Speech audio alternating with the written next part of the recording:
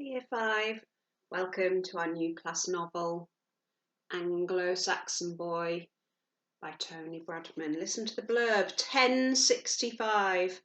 Magnus is the son of Harold Godwinson, Lord of the Southern Saxons and ruthlessly ambitious claimant to the throne of England.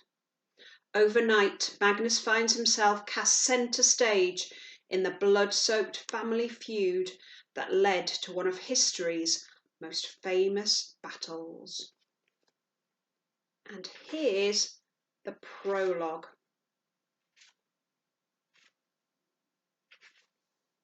Prologue.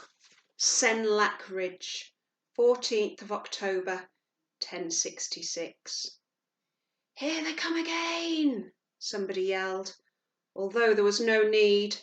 Magnus and everybody else in the English shield wall could see the mass of men advancing up the slope towards them, the low autumn sunlight glinting off helmets and the blades of spears and axes.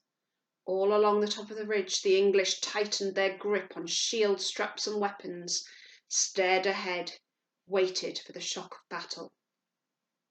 The dead lay between the two armies, and the grass was slick with blood beneath the boots of the living. Magnus felt the sweat running down his face from under his helmet, and the men on either side of him squeezing in more tightly, their chain-mailed arms grinding against his. He hefted his spear, pushed its shaft over the rim of his shield, rolled his shoulders to try and get the terrible aching out of them. "Steady, lads," another voice called out. Magnus craned round to look at the hill crest, where two banners streamed in the breeze, the White Dragon of Wessex and the Fighting Man. A knot of men was there too, chief among them his father. Their eyes met, and his father nodded, but Magnus turned away just in time to see the opposing shield wall split, each half moving swiftly aside to leave a wide gap. A squadron of mounted warriors with lances burst out of the gap and charged up the slope, the ground trembling beneath the hooves of the horses.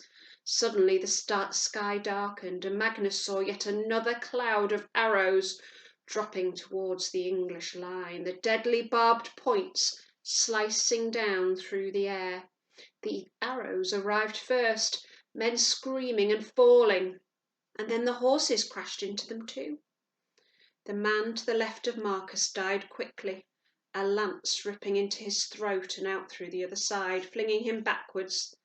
The man beyond him stepped into his place, overlapping his shield with that of Magnus, both of them thrusting their spears up at the mounted warriors in front of them.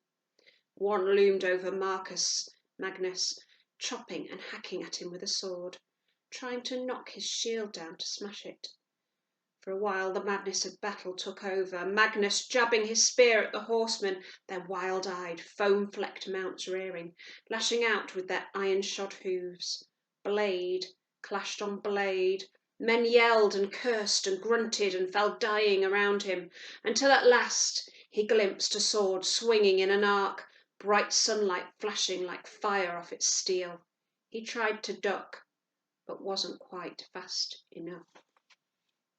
There was a great clang as the sword hit his helmet, and he was knocked sideways, dropping his shield and falling across several bodies, hot blood running down the side of his face.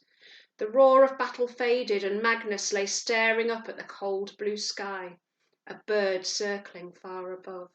It looked like a kestrel, he thought, or perhaps a hawk, and it seemed to be moving further and further away. Darkness filled his mind like night falling.